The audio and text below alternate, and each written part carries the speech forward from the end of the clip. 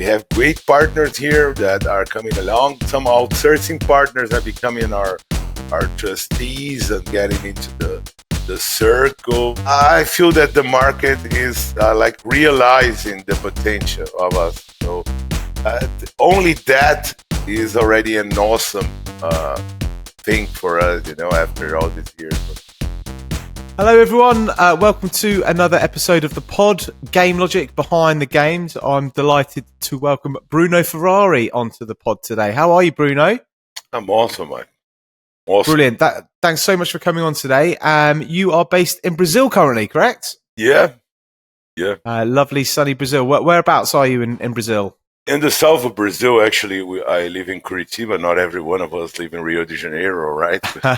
The south of Brazil is a completely different place. We're actually used to being cold, but now it's making 36 degrees outside, so I'm feeling awesome. I want to go out there later. Certainly warmer than London, eh? Yeah, but sometimes there was one year that it rained more than London in here. Curitiba really? is famous for definitely not more than Scotland, I doubt. No, yeah, I've been to Scotland and it rains a lot. I know. I went from one raid to another. Well, Bruno, I was really keen to get you on today. I guess part of the reason why we're doing this pod is I really enjoy speaking to people from different backgrounds, different parts of the world, doing different things. And you're the first person I've spoken to on the pod so far that's based in Brazil. So was really chuffed to that you accepted my invitation. So thank you. And I'm wondering if you could just start, Bruno. If you could just give us a little bit of an overview of your journey to where you've got now. So kind of how you started out, how you got into gaming, and then we could talk a little bit more about Animus, where you are now, and what your role is. No problem. Actually, I started as like most of the people in the gaming industry that I love. They never started like through gaming. I started through advertising. I have 20 years of advertising behind my back. And then one day, a friend of mine called me and said, "Do you want to illustrate for Global Game Jam?" That we're having a team there. And I said, like, freaking cool. That's awesome. And so I went there and I looked at all those people there, like working, trying to make their games in 48 hours, like all the game jams. But my team that I was assigned for, they were kind of too professional for the thing, I was looking like working a lot, and the guy used to come and say, like, "I'm the manager of the project. I'm coming here, game jam, blah, blah, blah, blah, venture capitalist guy." And I said, "Come on." So I finished all my tasks and I started walking around the building, checking out on other people, making friends. And then I remember that I ran out of cigarettes. I went outside to have a smoke, and then I saw three guys down on the corner. I said, "Come on." And they were three, like, they looked like metalheads. They had hairs and beards. And I said, "Oh, come on, they're never going to give a cigarette to a bald head like me, right?" So I went there and asked for a cigarette, and the guy said, "Sure." Then we talked a little, and I said, "Oh, come on. That's different. That's different than what we are doing there, in the other group." So I went out and checked their job, the room they were doing it, and basically that's where it connected. They said, "We don't have a person to make the art, but we are specialists in a Rio engine." They were already specialists at the time. And I said, come on, there's no better place to start than with guys that do things like that. And so our journey began. We were 3 at the start, 3 or 4, and now we are surpassing the 45 mark. And that's just in 8 years, right? Just over 8 years. Yeah, over 8 years. Actually, this year I think I am completing 9 years in the same company, doing that for love. Now, in the latest years, there's some money involved, but at first there was no money involved. It was just passion, love, and devotion for video games. That's because I'm mainly a player too. Yeah, Mhm.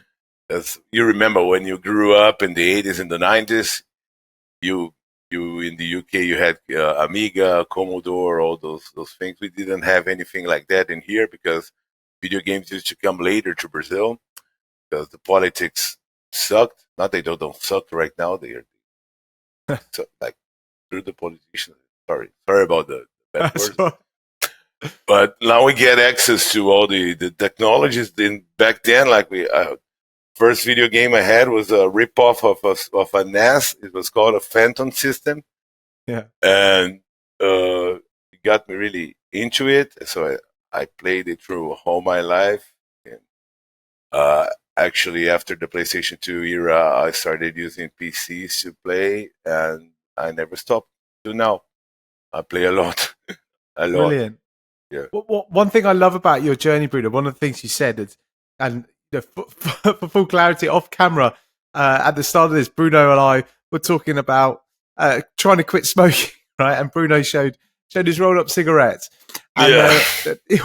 one of the catalysts to you getting into Animus and into gaming was through smoking, and now we're at the other end of your smoking journey potentially as you're trying to pack it in. My daughter, I love her more than Animus, and she asked me one day, "Father, I don't want you to die and not see me growing." Like someone told her to say that. I know that she doesn't like cigarette, but she looked at me with that face, with that face when you look at your kids, and I said, "Come on, no, I'm gonna do it for her." So I've been trying a lot.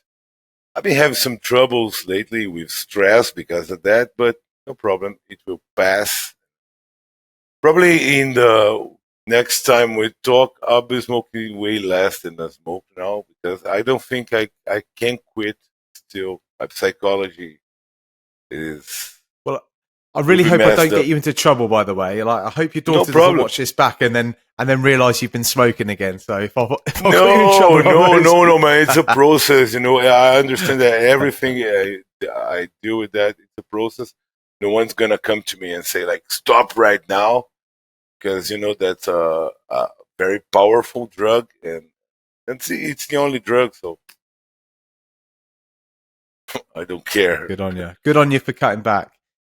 Bruno, one thing I was really interested in speaking to you about as well, and a really great point you made was about in Brazil. It took a long time for the technology to get to you guys in South America, which was Yep. quite surprising to me. I mean, it makes sense, but what I've seen over the last kind of 4 or 5 years is a real increase in the amount of engineering Yeah, the, talent the, in the South market America in is gaming. blooming. Yeah, it's It blooming. really, It has really is. bursted. Argentina, Brazil, Colombia, people are producing a lot of video games right now. There's a lot of Uh, investment, right, going into South Lots of America. investment, lots of people coming here and seeing the potential.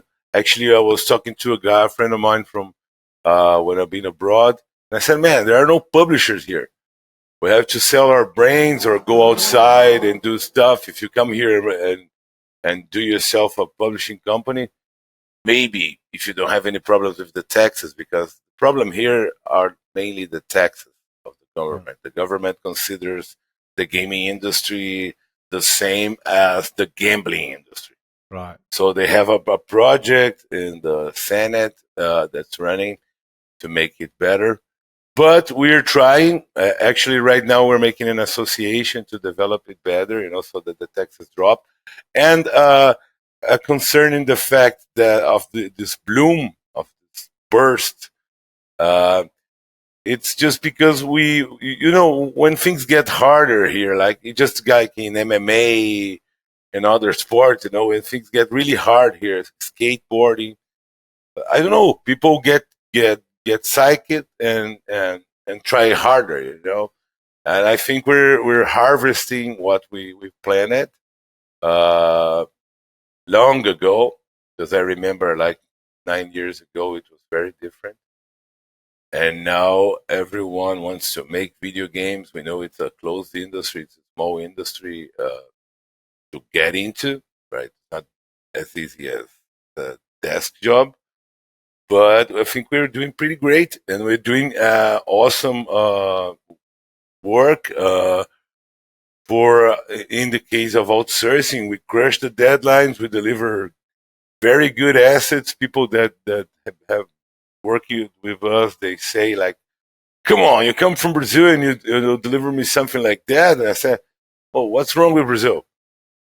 Would I have to deliver you a beach environment or a I don't know, A a pina colada or panther? something. Yeah, pina colada. No, no, no. So the guys that do all the job here, the programmers, they are very good.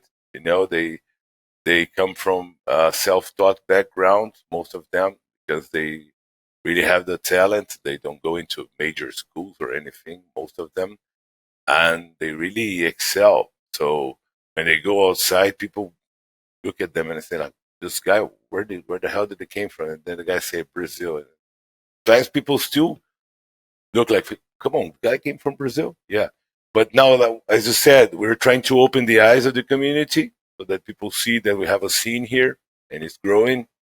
And I love to be alive right now to see it grow. You know, Yeah. sometimes maybe the future generations will harvest what we. Well, hopefully politically things will improve over there, because certainly there's no lack of talent from what I can see, and it certainly appears that a lot of kind of outsourcing development companies are utilizing talent across Argentina and Brazil in particular now, um, which can only help things, right? It can only help strengthen your cause, I guess. Yeah, we we used to hear about people that were doing assets for big companies and outsourcing great stuff, and don't know them. And then more events kept coming. You know, we have Gamescom that establishing here this year Mm. with big. We had only like one or two major events. BGS is mainly dedicated for showcasing products of Activision, Sony, the major companies. So the indie area is not that big of a thing, but big, the really good festival for independent producers here in Brazil. And Mm-hmm. since we started going to big, going to GDC and abroad, we started knowing people, and people know that we deliver the things that we are proposed. We actually are very well known in here for crushing the deadlines, delivering the best, using the best tools to set up the timeline so that people don't get lost in the timeline, and writing GDDs, documents, so everything is well documented here. So I think that's why Brazil is booming right now, and Argentina too. Some friends of mine from Argentina, we get really impressed by our jobs when we see. And Awesome.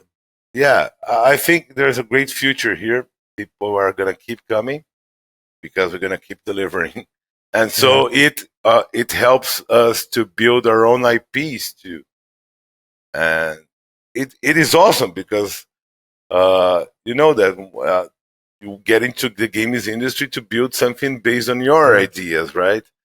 So everything that comes from outside to help us build our own IPs, awesome, awesome.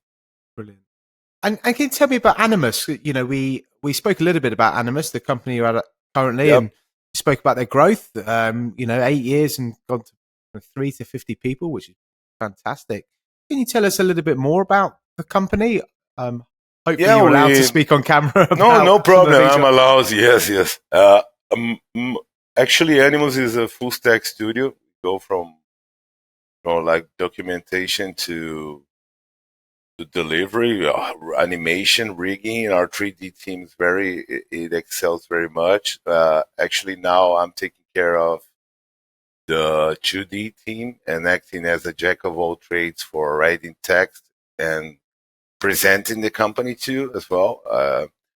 Uh, we have a very good team in all the areas. We have plenty of a real specialists here because that's the engine that we've invested on from the beginning. But the guys know how to work with Unity and all the other. we've been making very good things with Godot. We have a team here that works with animation that for 2D animations that goes very well. We recently, 2 years ago, we added music. So there's a music department too, and it's working together with the guys from Unreal to develop great experiences in sound. Uh, so we're we're doing pretty great from in all the areas. Sometimes I speak to people in the industry and they say, "So you're gonna outsource this or quarterize?" I don't know how I say that. Like, give it to some. No, no, it's all inside the house. Yeah, Yeah, all in house. Is it great? yeah, yeah. Yeah, you must get the opportunity to learn a lot of new technologies and get experience with lots of different departments, right? And different jobs when everything's under one roof, right? Yeah, yeah. We actually, I'm one of the guys that's pressing up for us to. I'm always like reading articles and showing these guys AR, XR. Yeah, it's cool. Yeah, we won a Venice Biennale for a game that we produced with a friend of ours, Fabito, and we when we won that title, the guys were like doing another job for some pilot on BBC, and I told the Wow. guys, man, look at this. You won a Venice Biennale. Come on, show the people that we did that. And then they started like, oh, it's actually a good award, because I have a background as a painter and a sculptor too. Oh wow, that is cool. I don't think I've ever met anyone who's a sculptor before. So that's the You want to first see I've heard. one? Yeah, man. Yeah, you got one? Let's have a Yeah, look. I can show you one. Yeah. Yeah, let's have a look at it. There we go. I wasn't expecting things to go down this route today, but always lovely to experience some new things. Wow, look at that. It's a rhino trying to be as cool as. Oh, come on. So he's smoking a cigarette. Cigarettes again. Yeah, Even the rhino's got a smoking problem in Brazil. Yeah. yeah. Oh, love it. That is cool. Because yeah, so I sculpted from bottom to the top. I love sculpting. I love painting. I love drawing. That's one of the things you got to do to be creative. If you want to say to the people that you're creative, you gotta step up and do things, right? You And can that's be your role, creative. right? Animus, you're head of creativity, right? Yeah, yeah, yeah. Well, whenever people need some off the box thing, they come to me. I also work along with the guys from 2D and help develop the concepts so that 3D can model it. Actually, I'm not working with modeling right now in 3D because our team is so good. We have a very good 3D director, Douglas, is the creative director there. He is a monster. Our the founder of the company, he's a destroyer. I don't know how to say that because uh, there was a month ago I sent his CV, part of his CV, where the things he describes to a guy, a friend of mine, and a friend of mine said, "Oh, come on! So they need a team?" And I said, "No, no, it's the CV from our founder." I said, come on, it's bull crap. And I said, "No, no, this guy is bizarre." Talented bloke, So eh? yeah, we have to. I love that we have these people from different backgrounds. Uh, like our founder Andre, he comes from the software industry, and he decided one day that he would quit everything and make games. Wow. And Another he cool was story. he was making big money, and he said like, "I'm gonna quit it all, make games." I said, "Why do you do that? You're making big money." Quit. Douglas, he used to work with factories and stuff. I don't know how to say that. He was a factory worker, working with Yeah. metallurgy. Yeah. And then one day he decided to become a 3D modeler, and now he is one of the best in the market that I know here in South America. He's I love that. and Follow I your am dreams. yeah. It's practically that follow the dreams. And since we've been watching this change the landscape for the South American companies, we've been fighting and struggling and trying to show our job. I wish these guys have a even brighter future than mine because they are monsters, and I'm just a drawer, a sculptor, painter, whatever you can call. Smoker. Actually, that one back there was my first painting when I was like The one on the 15. wall. Yeah, Yeah, it's good. Ronaldo, Ronaldo from football. Yeah, Love it.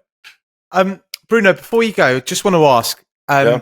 what are you most looking forward to playing this year? Is there anything that's coming out in 2024 that can't wait to get your hands on? What do you play?